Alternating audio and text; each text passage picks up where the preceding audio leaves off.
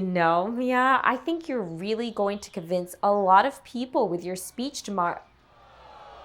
Whoa, what's going on here? Oh, wow. It seems like a lot of other people have noticed the skateboarding incidents in the community, too.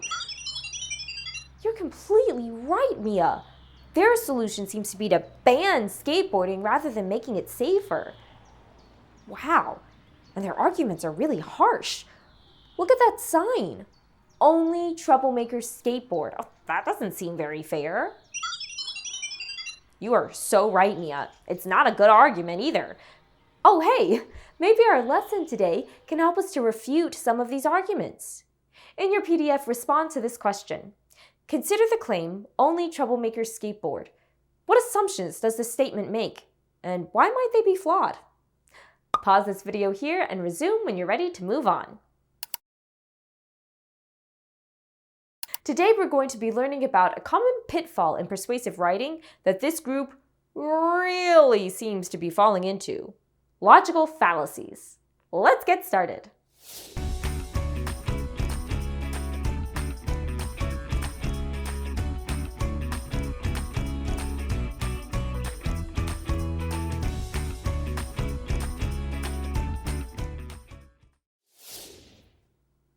Today, we're going to dive into the world of logical fallacies. By the end of the lesson, you'll be able to define and identify common logical fallacies and explain the problems with common logical fallacies.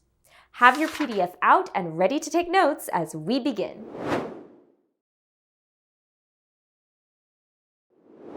Today, we're going to be doing something a little bit different.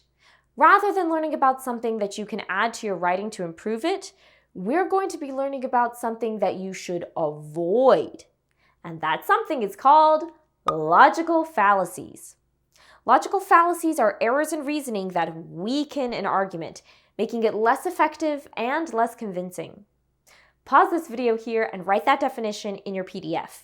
Resume when you're ready to move on. Now, you may be asking yourself, why do we have to learn about something we shouldn't do? Well, that's a great question. Logical fallacies are pitfalls that people often fall into without even realizing it. In fact, when you're writing an argument, using some of them may initially seem like a good idea, but don't be fooled. Logical fallacies will hurt your argument and often make you lose credibility with your audience. Good writers make a point to avoid these mistakes. It's important to be able to recognize logical fallacies so that we can avoid using them in our own writing. Let's start by learning about some common logical fallacies.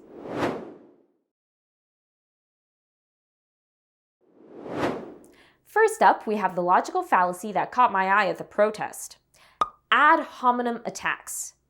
Ad hominem is Latin for to the person. And that's exactly what these fallacies are.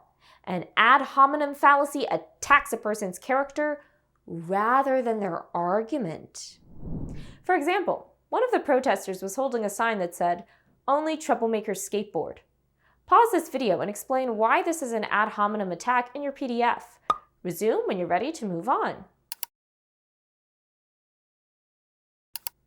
I noticed that this was an ad hominem attack because the sign clearly attacks the character of the skateboarders and does not address the argument at all. In fact, that last point is exactly why ad hominem attacks are a logical fallacy. Ad hominem attacks fail to make any real argument in regards to the topic at hand. When someone uses ad hominem attacks in their arguments, they distract from the real issues and can prevent a fair and rational discussion of the topic. Our next logical fallacy is the slippery slope argument. Have you ever heard someone say, "That's a slippery slope you're going down," in regards to a decision or situation? These arguments get their name from that saying. Someone is using a slippery slope fallacy when they are arguing that one event will inevitably lead to other worse events without providing evidence. For example, an anti-skateboarding protester holding a sign that reads, "Allow skateboarding and next we'll have motorcycles on sidewalks," is using a slippery slope argument. Pause this video here and in your PDF, explain why this is an example of a slippery slope fallacy. What did you notice? I noticed that this argument suggests that allowing skateboarding will lead to another worse situation, motorcycles on sidewalks. But they don't present any evidence to prove their point. That lack of evidence is key. In arguments, it can be okay to suggest that one thing may lead to another, but you must have evidence to support your claim. Without that, your argument can lead to exaggerated or unfounded conclusions and may instill fear or concern into your audience without good reason. Our next logical fallacy is the bandwagon fallacy.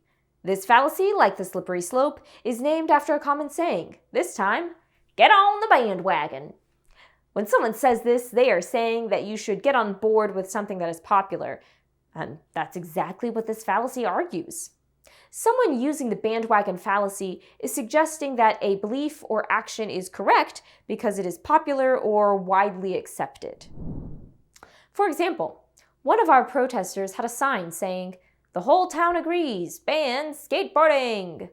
Pause this video here and explain why this is an example of a bandwagon fallacy in your PDF.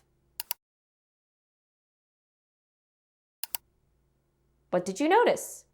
I noticed that this protester tells the audience that everyone agrees with their argument that skateboarding should be banned, implying that their position is correct because it's popular.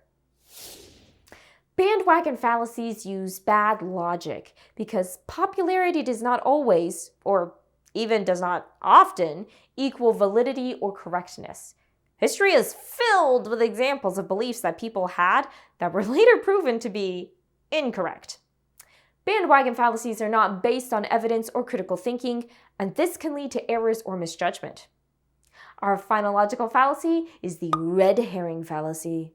In mystery stories, a red herring is a character who is meant to distract the audience from the real culprit, and these fallacies use a similar strategy. A red herring fallacy occurs when someone introduces an irrelevant topic to divert attention from the subject at hand. Back to our protesters.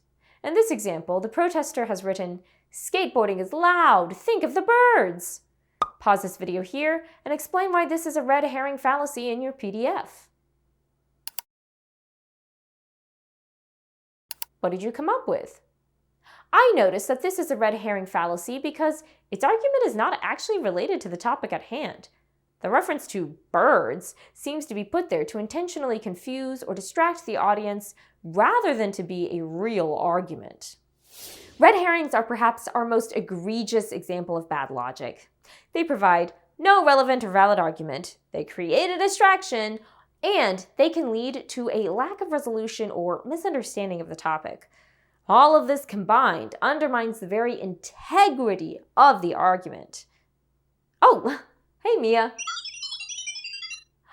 You want to go talk to the protesters and try to convince them to join your side?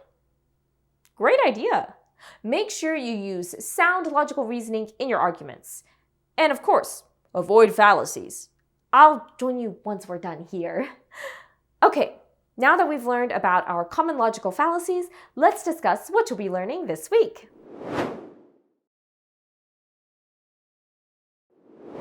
This week, we'll be diving deeper into each of these logical fallacies so that we can fully understand what they are and how to refute them. We'll also spend some time talking about how exactly you can avoid logical fallacies in your own writing. By the end of this week, you'll be a logical fallacy master. Well, that's all for today's lesson. Don't forget to complete the Reflect on Your Learning question when the video ends. Farewell, literary adventurers. Read, write, and inspire.